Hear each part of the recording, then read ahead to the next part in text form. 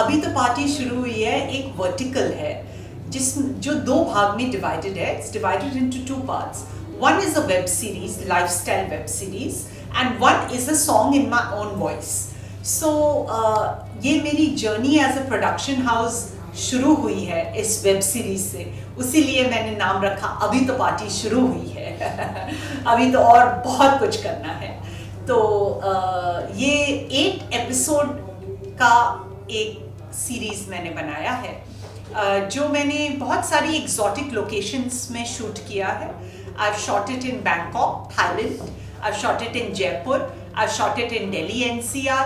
I've shot it in Mumbai. I've shot it in Pune. तो एक visual delight आपको मिलेगा इस शो में, क्योंकि सबको हमेशा खलबली मची रहती है La Dolce Vita about the good life, कि क्या चल रहा है इंडिया में, कौन से सबसे हैपनिंग डिजाइनर्स हैं, कौन से बेस्ट रेस्टोरेंट्स हैं जहां आप खाना खा सकते हैं, end of course about celebrities and makeovers. तो ये शो यही है, और मैंने बहुत ही मेहनत की है शो में. I was so enthusiastic about the show that I went overboard with the budget. Almost 5 crores का ये प्रोजेक्ट बन के निकला. उसके अलावा एक गाना मैंने अपनी वॉइस में गाया है, अभी तो पार्टी शुरू हुई है, जिसके म्यूजिक डायरेक्टर है डीजे शेजवुड और लिरिक्स लिखे हैं कुंवर जुनेजा ने. विजन था कि लोगों को एक ऐसा शो दिया जाए जिसे देख के वो स्माइल करें, पॉजिटिव हो जाए, यू नो, और अपने बारे में अच्छा फील करें. They feel good about themselves. उसीलिए मैंने शो लाइफस्टाइल को लेके बनाया.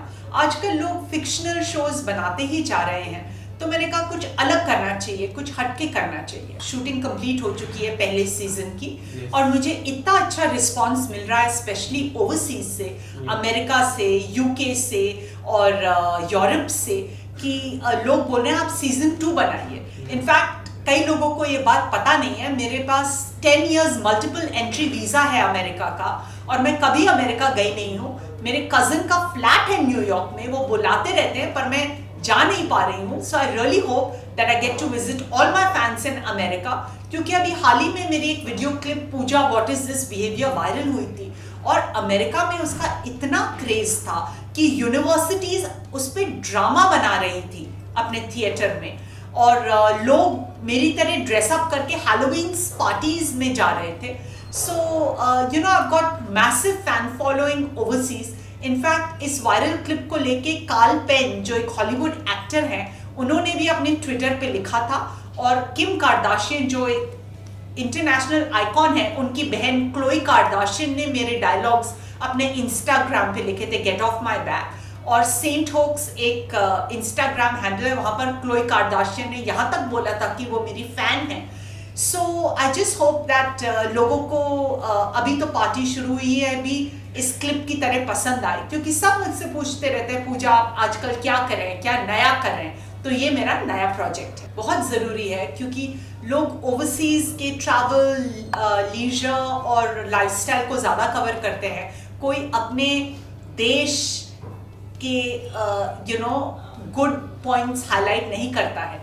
तो इसीलिए मैं तो भाई बहुत पेट्रियाटिक हूँ, इसीलिए मैंने इंडिया को फोकस में रखा है अपने शो में, और इंडिया की गुड लाइफ और लाइफस्टाइल के बारे में बात की है अपनी वेब सीरीज में, because you know I am all about my country.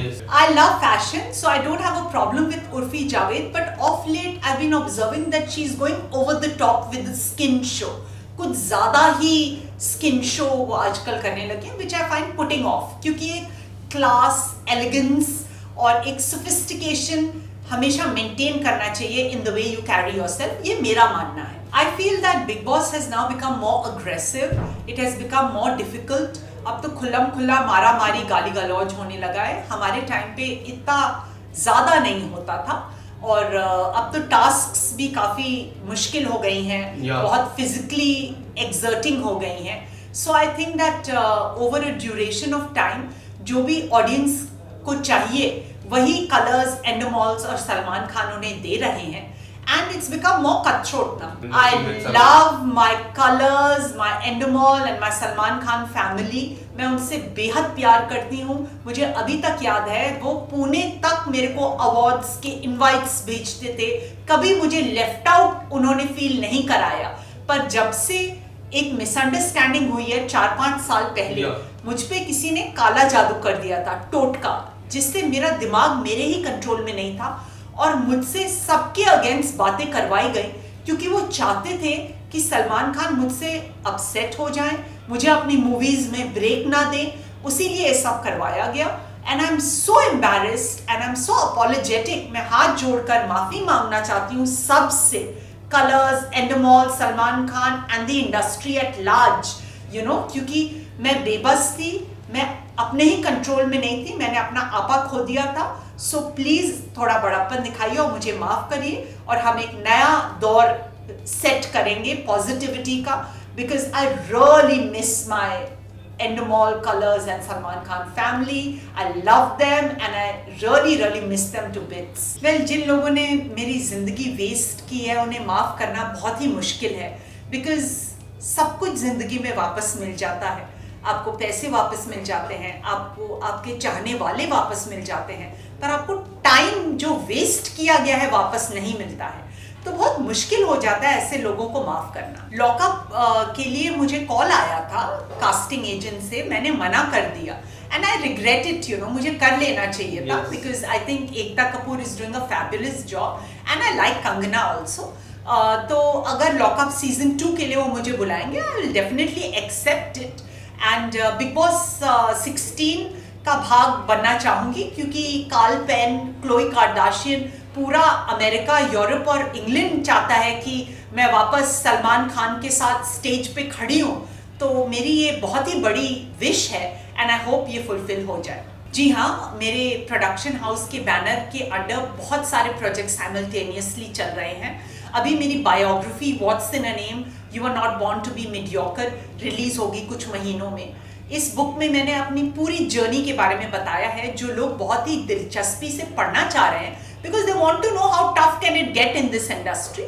और उसके अलावा 3 और गाने हैं जिन पे मेरा काम चालू है।